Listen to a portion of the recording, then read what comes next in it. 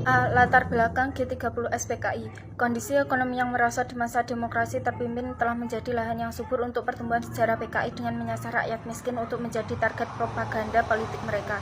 Tujuan organisasi PKI adalah untuk mendirikan negara komunis di Indonesia dengan berbagai cara. Pada masa itu, Angkatan Darat muncul sebagai organisasi militer pejuang yang sekaligus mengemban tugas kemasyarakatan, sehingga juga memiliki peran dalam bidang politik dan ekonomi. Salah satunya ketika Angkatan Darat ditugaskan untuk memimpin banyak perusahaan asing yang diambil alih pemerintah untuk alasan nasionalisasi. PKI tidak menyukai kebijakan tersebut sehingga mereka menjuluki para perwira sebagai kabir, yaitu kapitalis birokrat. Ketika itu ada 3 kekuatan besar dalam pemerintahan, yaitu Angkatan Darat, PKI, dan Presiden. Beberapa peristiwa yang menjadi latar belakang G30 SPKI adalah 1. Pembentukan Angkatan Kelima. PKI yang merasa kekuatan militernya masih sangat lemah ketika menghadapi Angkatan Darat sangat berkepentingan untuk membentuk Angkatan Kelima yang terdiri dari buruh dan para petani yang dipersenjatai. Pembentukan Angkatan Kelima ini adalah gagasan Menlu China Zhou Enlai ketika mengunjungi Jakarta pada tahun 1965 dan menjanjikan akan memasok 100.000 pucuk senjata untuk Angkatan Kelima. Gagasan itu menjadi alasan bagi pemimpin PKI dalam memperkuat pertahanan dan terus mendesak pembentukan Angkatan Kelima tersebut yang ditolak oleh Angkatan Darat. Begitu juga dengan Laksamana Muda Martadinata yang menolak atas nama Angkatan Laut. Angkatan Kelima hanya akan diterima jika berada di bawah komando ABRI. 2. Nasakom. Ideologi Nasakom adalah salah satu faktor dalam latar belakang G30 SPKI dan menjadi bagian dari sejarah G30 SPKI lengkap. PKI atau Partai Komunis Indonesia adalah partai komunis terbesar di dunia selain Tiongkok dan Uni Soviet. Anggotanya berjumlah sekitar 3,5 juta orang pada tahun 1965 dan 3 juta orang lagi dari organisasi pergerakan pemudanya. Selain itu, masih ada beberapa organisasi yang diawasi dan dikontrol oleh PKI, seperti Pergerakan Serikat Buruh yang memiliki 3,5 juta anggota serta Barisan Tani Indonesia dengan 9 juta anggota juga merupakan bagian dari PKI.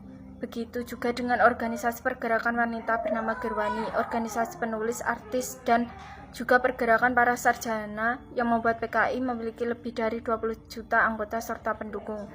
Ketika pada Juli 1959 parlemen dibubarkan dan Soekarno mengeluarkan ketetapan konstitusi berupa dekret presiden, ia mendapatkan dukungan penuh dari PKI. Angkatan bersenjata diperkuat dengan mengangkat jenderal-jenderal militer ke posisi yang terpenting. Selain itu, Angkatan Darat juga menolak adanya poros Jakarta, Phnom Penh, Peking, Pyongyang yang hanya akan membantu Cina memperluas semangat revolusi komunis di kawasan Asia Tenggara sehingga dapat merusak hubungan baik dengan negara-negara tetangga. Penolakan itu diwujudkan dalam bentuk seminar di gedung Seskoat, Bandung yang dihadiri oleh 8 jenderal yaitu Rahmat Kartakusumah, J. Moko Ginta, Suwarto, Jamin Ginting, Suprapto, Sutoyo, M.T. Haryono, dan S. Parman pada 1-5 April 1965 yang menghasilkan doktrin strategis politis Angkatan Darat yang dinamakan Tri Ubaya Cakti. 4. Pembantaian para perwira TNI. Pembunuhan para perwira Angkatan Darat adalah puncak dari latar belakang G30 SPKI. Situasi politik Indonesia yang genting pada sekitar bulan September 1965 memunculkan isu adanya Dewan Jenderal yang mengindikasikan ada beberapa petinggi Angkatan Darat yang tidak puas kepada Soekarno dan berniat untuk menggulingkan pemerintahannya.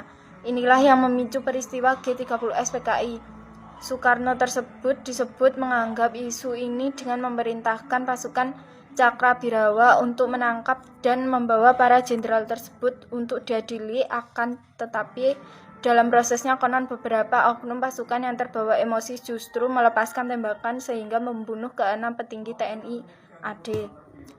TNI AD tersebut yaitu Lejen Ahmad Yani, Maijen TNI Raden Suprapto, Maijen TNI Mas Tirto Darmo Haryono, Maijen TNI Siswondo Parman, Brigjen TNI Donald Ishak Panjaitan, Brigjen TNI Sutoyo Siswo Miharjo juga membunuh Ade Irma Suryani, putri dari Jenderal Abdul Haris Nasution yang selamat dari serangan tersebut dan menewaskan ajudannya.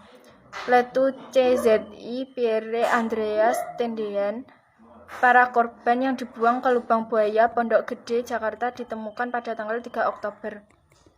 Selain itu, ada beberapa orang lain juga yang menjadi korban, yaitu Bribka Karel Sasuit-Tubun, Kolonel Katamso Darmokusumo, dan Letkol Sugiono Mangunwiyoto. Ketahui juga mengenai sejarah lubang buaya dan sejarah Hari Kesaktian Pancasila.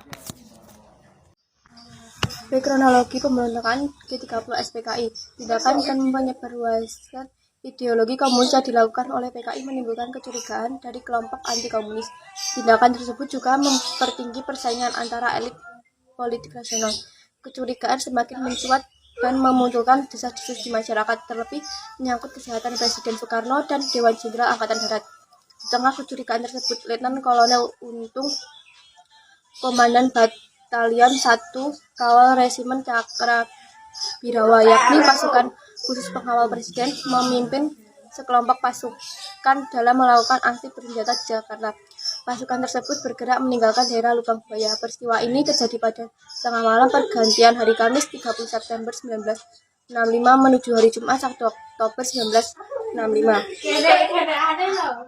6 jenderal yang gugur dalam peristiwa G30 SPKI antara lain Letnan Jenderal Anumerta Ahmad Yani, Mayor Jenderal Raden Suprapto, Mayor Jenderal Mas Tirtodarmo Haryono, Mayor Jenderal Siswondo Parman, Brigadir Jenderal Donald Ishak Panjaitan, dan Brigadir Jenderal Sutoyo Siswomiharjo. Di samping itu gugur pula Ajudan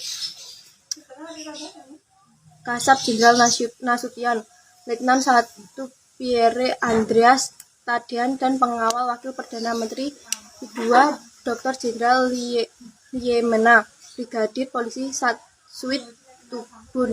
Salah satu jenderal yang berhasil selamat dari serangan PKI adalah A.H. Nasution. Namun putrinya yang bernama Ade Irma Suryani Nasution tidak bisa diselamatkan. Sementara itu, G30 SPKI di Yogyakarta yang dipimpin oleh Mayor Mulyono menyebabkan gugurnya TNI Angkatan Darat, Kolonel Katamso, dan Letnan Kolonel Sugiono. Kolonel Katamso merupakan Komandan Korem 072 Yogyakarta, sedangkan Letnan Kolonel Sugiono merupakan Kepala Staf Korem. Keduanya diculik dan gugur di desa Kentungan, sebelah utara Yogyakarta. C. Upaya penuntasan pemberontakan G30 SPKI. Dalam situs tak menentu, setelah pecahnya gerakan 30 September, Panglima Komando Strategi Angkatan Darat atau Pangkostrat, Mayor Jenderal Soeharto segera berkeputusan mengambil alih pimpinan Angkatan Darat karena Jenderal Ahmad Yani selaku Men atau Pangat saat itu belum diketahui ada di mana. Setelah berhasil menghimpun pasukan yang ada setia kepada Pancasila, operasi penumpukan gerakan 30 September pun segera dilakukan. Bukan saja di Jakarta, melainkan hingga basis mereka di daerah-daerah lainnya. Dalam perkembangan berikutnya, ketika diketahui bahwa gerakan 30 September ini berhubungan dengan PKI, maka pengerjaan terhadap pimpinan dan pendukung PKI juga terjadi. Dengan demikian, upaya pemerintahan dalam meredam gerakan G30 SPKI adalah dengan melakukan operasi militer dan pengerjaan terhadap para pemimpin dan pendukung PKI. Tokoh yang terlibat dalam pemberontakan G30S atau PKI: 1. Letnan Kolonel Untung, 2. Komandan Batalion, 3. Letnan Jenderal Anumerta Ahmad Yani, 4.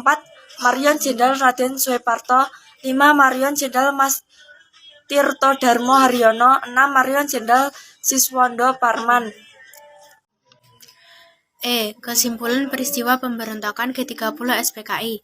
Jadi intinya, pemberontakan G30 SPKI merupakan suatu peristiwa dalam sejarah negara Indonesia yang terjadi setelah kemerdekaan Indonesia dan berhasil menewaskan 7 jenderal.